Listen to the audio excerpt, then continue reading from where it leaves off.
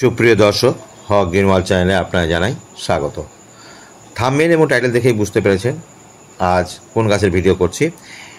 হ্যাঁ বন্ধুরা, এই গাছটি আমার মাদার গাছ রয়েছে, একটা বড় গাছ। সেখান থেকে বেশ কিছু কাটাই ছাঁটাই করেছিলাম গত ফেব্রুয়ারি মাসে। তখনই আমি বেশ কিছু ডাল চারা করেছিলাম ডাল থেকে। তো সেখান থেকে অনেকগুলো চারা হয়েছে এবং প্রত্যেকটা চারাতেই দেখছি ফুল হয়েছে। তো ভাবলাম মাদার গাছকে না নিয়ে এবার একটু চারা গাছকে নিয়ে ভিডিওটা করি, কারণ মাদার গাছকে নিয়ে চারা ইতিপূর্বে আমি বেশ কয়েকবার করেছি।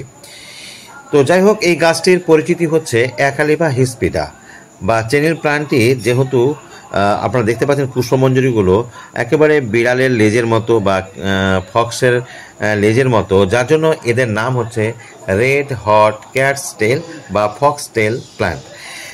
একে অবশ্য বাঙালিরা শিব জটা বলেও জানেন, কারণ শিবের জটার মতো আছে কিনা আমি ঠিক সেই বিতর্কে যাচ্ছি না, তবে শিব জটা হিসাবেও কিন্তু বাঙালিরা কে পরিচয় দিয়েছে। আর বিড়ালের আগে বলেছি বিড়ালের লেজের মতো দেখতে। এই পরিবারটা হচ্ছে কিন্তু ইউফরবিয়েসি।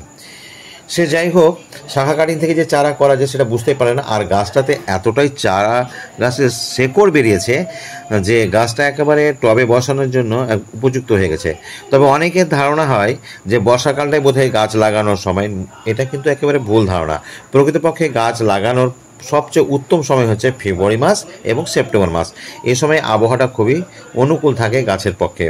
তো অনেকেই বর্ষাকালেও লাগায়। এ সময় হয় কি, অনেক সময় জল বেশি হয়ে গেলে গাছ মারা যায়, বা অন্য সময় হয়তো গ্রীষ্ম সময় মার্চ এপ্রিল মে মাসে বসালেও হয়তো জলের অভাব মারা যায়। তো সবচেয়ে উত্তম সময় হচ্ছে আপনার ফেব্রুয়ারি আর সেপ্টেম্বর। ওই সময় আমি গাছটাকে প্রতিস্থাপন করব। সে যাই হোক, এই ইউফরবিয়েসি পরিবারের এই গাছটি কিন্তু প্রকৃতপক্ষে এটা বিদেশি গাছ। দেখতে পাচ্ছেন গাছের ছোটো ছোটো ফুল আরও আসবে, তখন আরও তো ভালো লাগবে।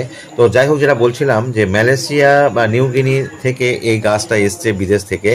আর ভারতের মতো ভারত, পাকিস্তান, বাংলাদেশ এরকম যে দেশগুলো উষ্ণ ও গ্রীষ্মমণ্ডলীয় জলবায়ু রয়েছে, সে সমস্ত দেশে এই গাছটা অত্যন্ত সুন্দরভাবে প্রাকৃতিকভাবে বেড়ে ওঠে।